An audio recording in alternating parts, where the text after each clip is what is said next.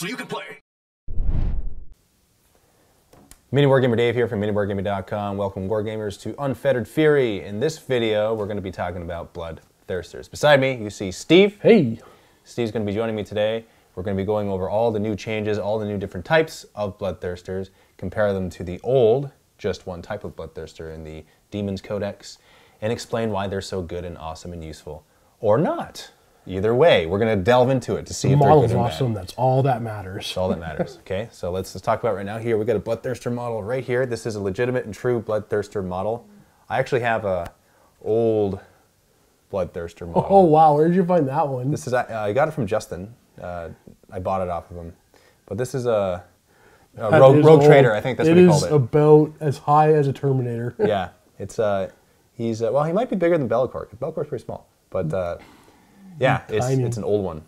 But anyway, let's talk about the very first kind that was in the Demons Codex, which is a regular Bloodthirster. And by the way, this is the first of two videos that will be in pairs. The second one, we're going to be talking about the Charnel Cohort, which is a formation in the Khorne Daemonkin Codex. That will be for Vault members. All demons in that one. That'll be the video after this video. And we're making this entire series in pairs. And so if you aren't a Vault member, we invite you to become a Vault member so that you can watch every video in this series. And that's all. So let's talk about the Bloodthirsters here. First one is a Bloodthirster of Unfettered Fury, which is 250 points. It's the exact same as the Bloodthirster in the Demons Codex. Whoa, whoa, whoa. Except. Not the exact same. Except. There's one exception. There is actually literally one exception. A big one, too. And it's a little big of a one. Yeah, it's a huge exception. It's actually such a big deal that it's really not the same model. Okay, go on. What is it? Well, here's the thing. I'm actually kind of nervous that maybe they forgot to add it in, and there's going to be FAQ later on. I really hope not. I really hope. I'm not seeing demonic instability anywhere on this guy's card. No, not in the Khorne Daemonkin Codex. So, anyway. No more demonic instability. They're just fearless. That's correct. Fearless. That's huge. That's awesome. That is huge. I mean, but okay, it's less awesome for the Bloodthirster. I mean, he did okay with it. It's just that all the demons, no more demonic instability. That is correct. Bloodletters, hounds. That's a big deal, and we'll see why when we talk about the formations coming up. Just crushers. No more demonic instability. I love it. Just fearless. And other grinders. Anything that's demon. They never had instability. It never. You're right. Yeah. I was testing you. It's gonna make a big deal for the Bloodletters for sure. That's the biggest deal for sure. And it could make a difference on the Bloodthirster for certain matchups and combinations or fights he's going to get into, but it didn't really come into effect that often in my experience. I don't know about you. Have you used them often? In the old? No. No? Not much. Because... they killed enough to survive. I think that's why. But anyway, War Gear is Warpforged Armor, which is 3-up save.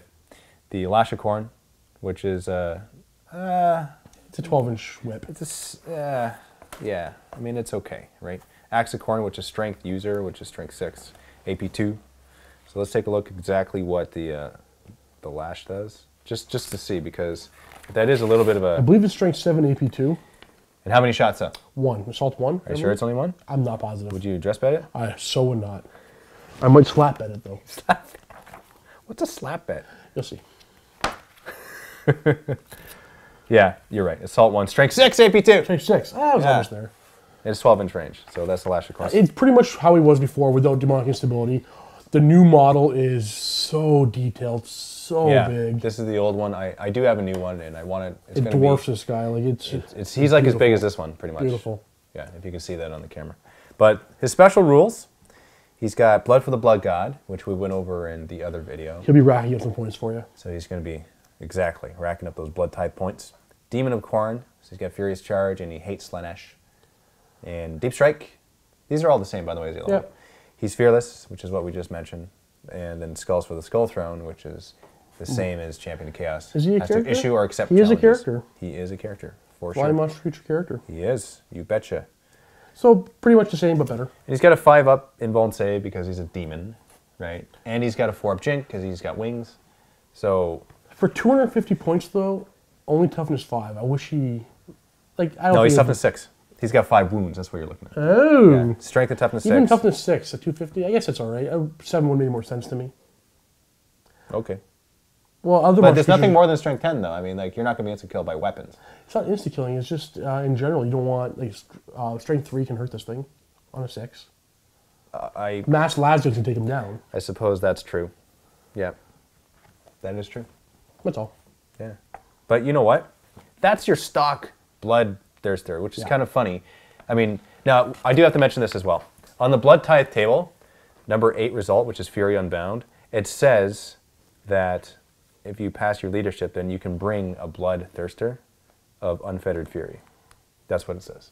That's the Bloodthirster that You're you're getting bringing. that guy. You're not bringing the other ones. For 8 Blood Tithe points, maybe, it's not terrible. I'd just rather spend the 5 on the Blood Letters. That's what I would rather do, too. Or Skull the 6 Cannon. on the Skull Cannon, yeah. Yep. But still, I mean, it's situational. He's devastating if you Oh, bring he could him. be. Yeah, get him on early, Yeah. for sure. Turn 2 or 3. That's 250 points free. Well, minus the cost of the character who's about to die. It's not necessarily free, though. You're killing the character. Because there's that, which you just put like a Well, cultist character. Who cares, right? If your Warlord it's is... it's the blood type points that you're spending. That's the part where it's not exactly free. Well, yeah. Yeah. That's very true. Because you could be spending them on something else. It Blood is letters. currency in blood. Cannons. So let's talk about the other Bloodthirsters. We got the one basic one. Now we have 2 special ones. So the Bloodthirster of Insensate Rage. 25 points more. Yeah, he's 275. His war gear is Warp Forge armor, so he's got 3 up armor. And he's got the Great Axe of Khorne. This thing is... I love it. It is Strength D, I don't know how I feel about it. AP2. It's got a Colossal Special Rule, which means he's unwieldy. That means he's fighting Initiative 1. Now, there's been debates back and forth, actually, I've seen online, as to whether or not it is Initiative 1, What's the argument? that it's not. How could it not be? Well, according to arguments, it's like, I guess it's the same as like a walker attacking with a power fist, right? I Like see. It's not Initiative 1, it's his initiative. Oh. But, because he's a monstrous creature, right? But I haven't seen anywhere where I it don't think actually the says argument holds up. I think it's Initiative 1. Yeah. That's what I think. I mean, he's going to have... How many attacks? And by the time you're watching this video, it could be FAQ'd, it could not be. Yeah, I don't know. hopefully. But the way I'm going to play it, he's attacking at Initiative 1. I think that's how it's supposed to be. We'll all the rules Initiative do 1. ourselves. Yeah, because if you think about it, Strength D. Strength D on a monstrous creature. He's an HQ choice. And he's got 6 attacks, right? Oh yeah, let's look at his special rules here. He's got Blood for the Blood God, Demon of Khorne, Deep Strike Fearless, Skulls for the Skull Throne, but here's the key. He's got Rage, which means his base 6 attacks becomes 8 on the charge at Strength D.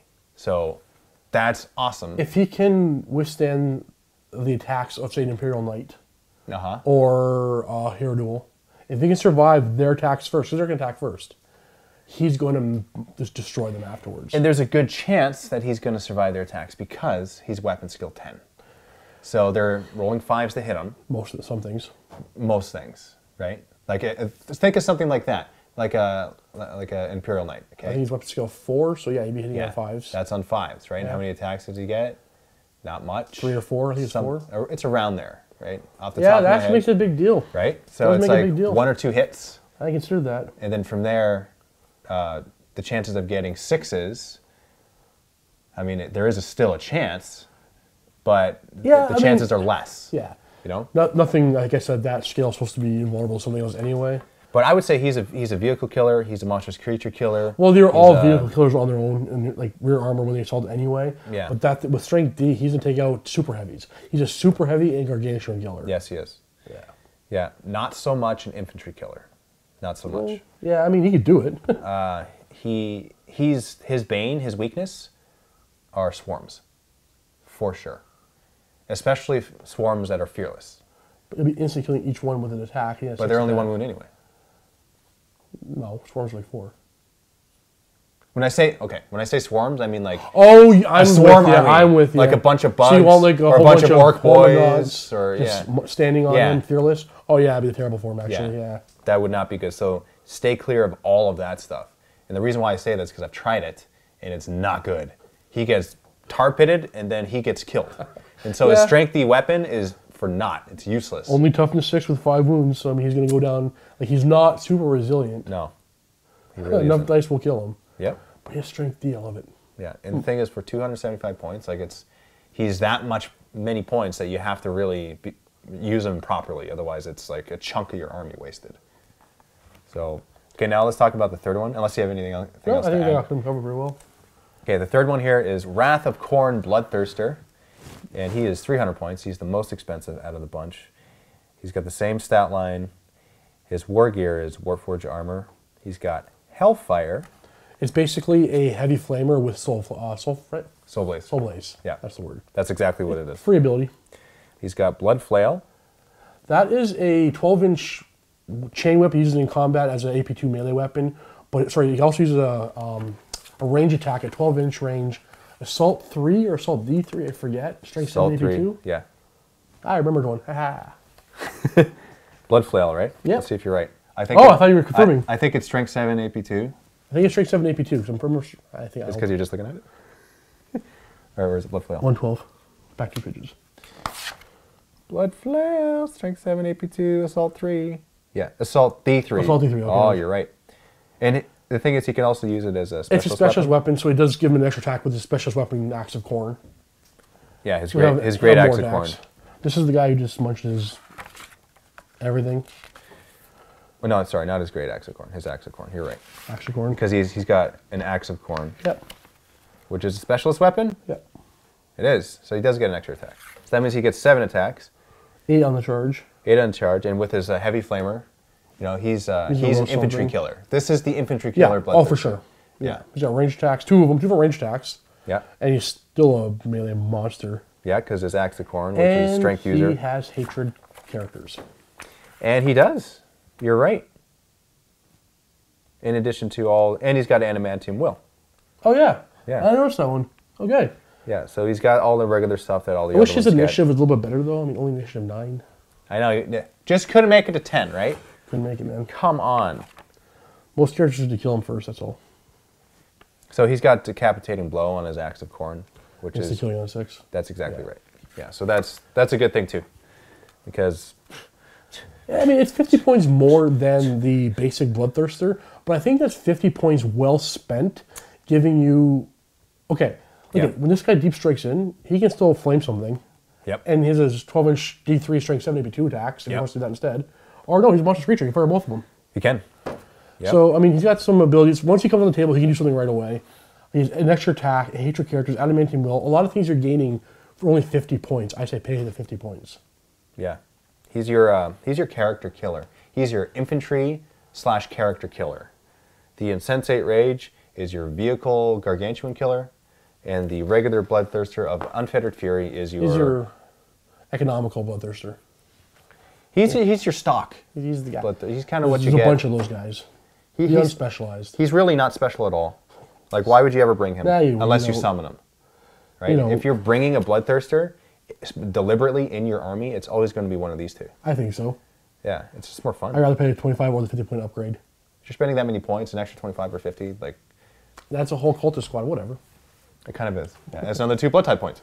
That is true, actually. Yeah. So it is kind of a big deal. It is a big deal. But think of his utility, though. Like, just I know. I think he's worth the terrifying on the extra. table. I think he's worth the extra because Yeah. his heavy flamer alone on deep striking in could do something Yes. if you get a direct hit. So what would he be good with? What do you think? What do you mean? What do you do with it? Like, okay, so would you bring him over something else? Would you? Okay, let's say you had the choice between bringing him or just a regular Chaos Lord. Well, they're both HQ choices, so you can. For 300, okay, you can make a 300-point character very easily with Chaos. Mm-hmm. I'd rather take that over a Chaos Warrior with Terminator armor and the icon of 4+ ward and a power fist. 4+ what? The 4+, sorry, invulnerable save.